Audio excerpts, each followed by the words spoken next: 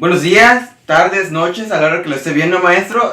Nosotros vamos a presentar lo que es la Revolución Mexicana y su relación con la Primera Guerra Mundial y también lo que es el Maximato. Por mi parte, yo voy a explicar lo que es la Revolución Mexicana y su relación con la Primera Guerra Mundial. Y mis compañeros Amir y Martín Xiu también van a presentar, pero ellos van a presentar sobre el Maximato. Yo, pues soy Ronaldo Osorio y pues como ya dije voy a presentar lo de la Primera Guerra Mundial y Revolución Mexicana. Pero antes de todo, un poco de musiquita. Perfecto. Ok, pues comencé. La Revolución Mexicana y su relación con la Primera Guerra Mundial. La historia nos cuenta que la Revolución Mexicana se dio porque el pueblo estaba en descontento con el gobierno de Porfirio Díaz por la marcada desigualdad y maltratos hacia los menos desfavorecidos. Este acontecimiento se toma como el más importante de la historia de México. Este movimiento se inicia el 20 de noviembre de 1910, encabezado por Francisco I. Madero. Antes de todo esto, Francisco I. Madero había sido encarcelado por Porfirio Díaz al enterarse de los planes de Madero. Luego de un tiempo, Madero logra escapar y se va a los Estados Unidos a crear el Plan de San Luis. El Plan de San Luis consistía en un llamado al pueblo mexicano a levantarse en armas, desconociendo la reelección de Díaz en el cargo. Yéndonos a otro rumbo, la historia nos cuenta que la Primera Guerra Mundial fue comenzada por Alemania y por la muerte del archiduque Francisco Fernando de Habsburgo, heredero al trono de Austro-Hungría. Pero la muerte de este señor solo fue el pretexto para que Austro-Hungría le declarara la guerra a Serbia. ¿Y por qué motivo? Porque el Imperio Austriaco y ruso querían dominar el territorio de los Balcanes. El Imperio Austriaco quería extenderse hasta Grecia y los rusos buscaban una salida al mar Mediterráneo. Los dos quieren el mismo territorio. El territorio de los Balcanes gobernada por los turcos empieza a perder su dominio. Es la oportunidad perfecta para el Imperio Austrohúngaro domine ese territorio. Por su parte, Rusia no puede permitir esto y sale a la defensa de Serbia. Pero la Primera Guerra Mundial comenzó en México. Alemania y Estados Unidos se dieron con todo en México. La Revolución Mexicana fue un plan ideado por Estados Unidos y otros países europeos. Todo comienza cuando en 1909 el presidente Porfirio Díaz se entrevistó en El Paso, Texas y en Ciudad Juárez con el presidente William Howard Taft. Empezó el derrocamiento de Porfirio Díaz, en el cual Taft le pidió a Porfirio Díaz que no se realizara la obra del canal de Tehuantepec, que le diera una base militar a Estados Unidos en Baja California Sur, una devaluación de su moneda, que su ejército se le dejara de comprar armas al Imperio Alemán y que se le comprara a Estados Unidos, y lo más importante, que se le dieran concesiones especiales a los empresarios norteamericanos para extraer petróleo mexicano. A todo esto, Porfirio Díaz dijo que no, por lo cual Estados Unidos buscó la forma de quitar a Díaz del poder y colocar a alguien que le asegurara sus intereses. Este personaje fue primero Francisco I. Madero, pero más tarde hablaremos de él. Regresando al tema del petróleo, el petróleo fue uno de los productos clave con que se medía el poder internacional y la modernización industrial. Es por esta razón que todas las potencias industriales y militares buscaban dominar el petróleo. Con esto se puede decir que la Primera Guerra Mundial empieza. Pero hay que tener en cuenta que Inglaterra y Alemania se vienen peleando desde el mismísimo en que nació Alemania. Se disputan colonias por todo el mundo y se pelean el petróleo. Alemania fue el primer país en cambiar toda su flota de carbón por una flota que se mueve con motores de petróleo. Y cuando esto sucede, Churchill pide hacer lo mismo en Inglaterra. El problema era que ninguna de las dos naciones tenía petróleo. Estaban haciendo las flotas más poderosas del mundo con base al petróleo, lo cual esos países tenían que pelear el petróleo que se encontraba por el resto del mundo, que en ese entonces o era el petróleo de Mesopotamia, que era del Imperio Turco, pero los empresarios que sacaban el petróleo eran ingleses, y por la otra fuente de petróleo era la del petróleo mexicano. Por lo tanto, los norteamericanos, alemanes e ingleses británicos buscaban dominar el territorio mexicano y para esto necesitaban derrocar al presidente Porfirio Díaz mediante el movimiento de la Revolución Mexicana. Pero antes de la Revolución Mexicana, el presidente Porfirio Díaz buscaba establecer una autonomía y avance de México y buscaba el apoyo económico inglés. El británico William Dickinson Pearson, o más conocido como Lord Cowbray, fue el contratista predilecto de Porfirio Díaz, que mediante sus acciones en México y su red de empresas pudo tener acceso al mejor negocio de la época, el petróleo. Por esta razón, Díaz era apoyado por el gobierno británico y a Estados Unidos no le gustaba esto, ya que cada una de estas potencias tenían a las dos más grandes empresas de petróleo que competían entre ellas. Por su parte, Estados Unidos tenía la de John D. Rockefeller, Standard Oil, y la británica Royal Dutch Shell Group. Volviendo con el asunto de Madero, había recibido armamento y financiamiento de Estados Unidos. Mediante esto, el 25 de mayo de 1911, después de más de 30 años en el poder, Porfirio Díaz renuncia de manera sospechosa. Pues sucede cuando cae Ciudad Juárez. Con esto, Estados Unidos coloca a Madero en México. Para 1911 y 1912, Madero gobernaba la República Mexicana y se le estaba cayendo en pedazos. Con eso, ahora Estados Unidos buscaba derrocar a Madero y trataron de hacerlo con Félix Díaz.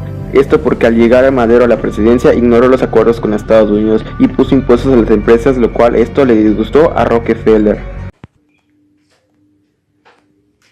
Después del asesinato de Madero, en 22 de febrero de 1913, Estados Unidos coloca a su enemigo, Victoriano Huerta.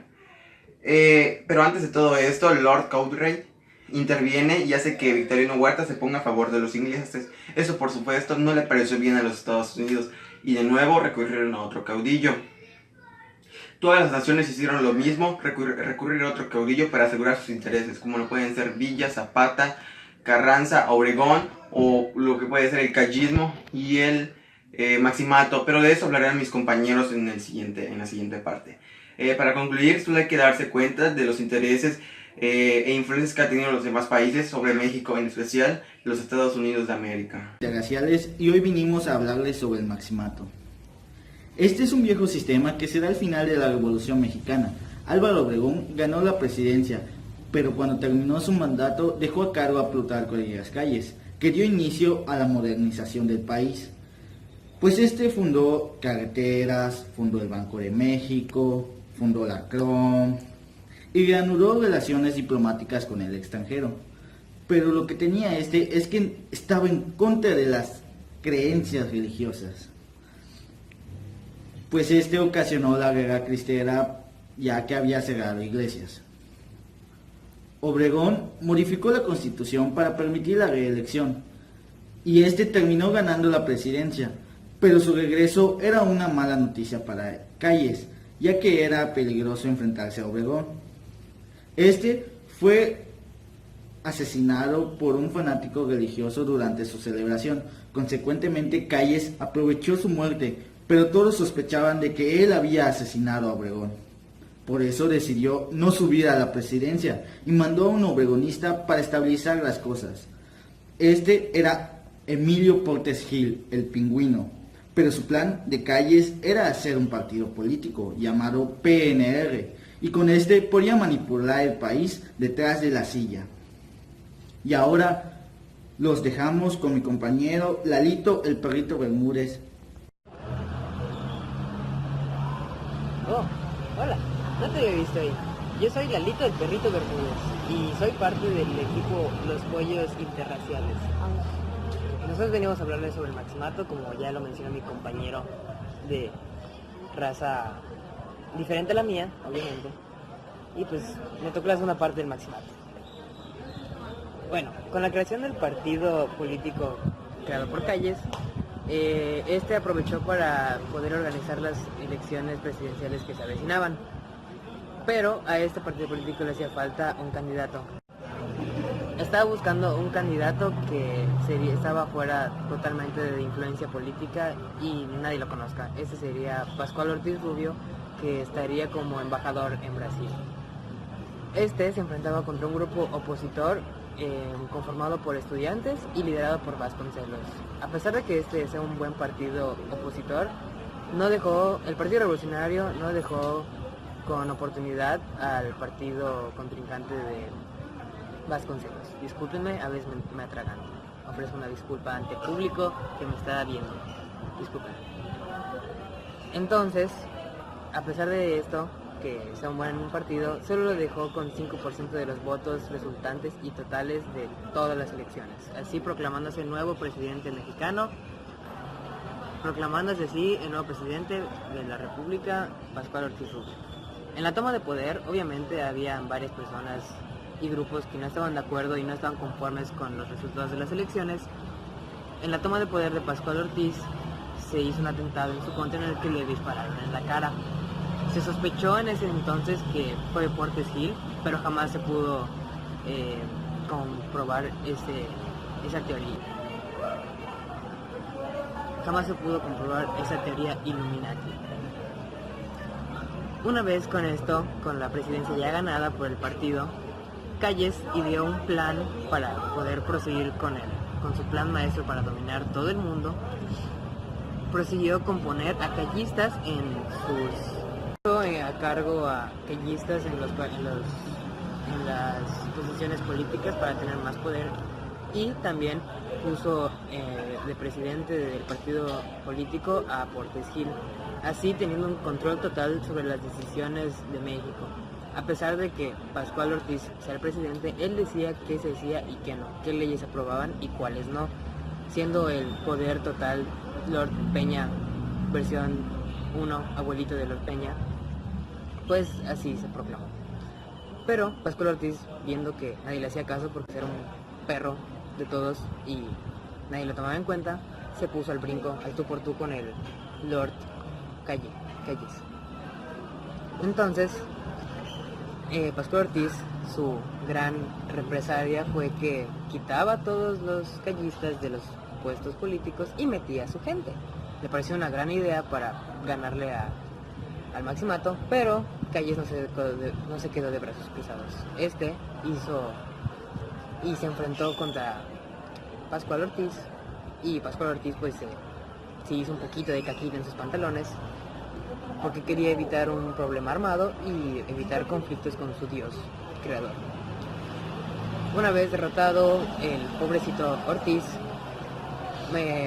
Calles percibió que Portes Gil estaba ganando terreno con los del partido, estaba ganando amor y cariño con los del partido, y pues él creyó que iba a ser un peligro y un contrincante en el poder, así que simplemente lo desterró y ya, así se acabó su problema con Portes Gil.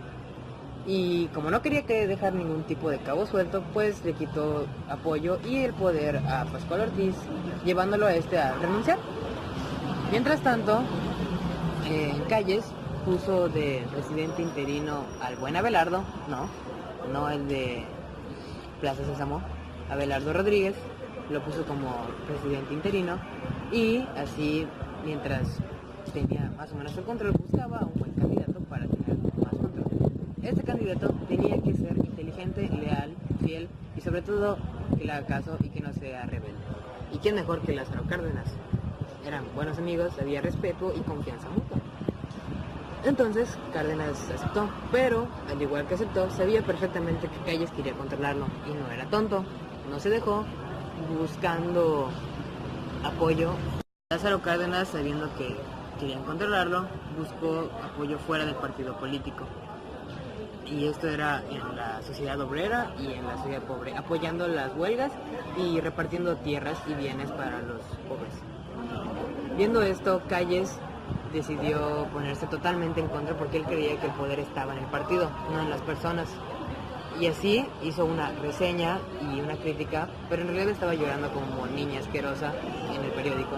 Obviamente Lázaro pues no se dejó y aprovechó para sacarlo detrás de las oscuras calles del poder y el poder máximo. Así es como se acabó el reinado del terror del señor Elías.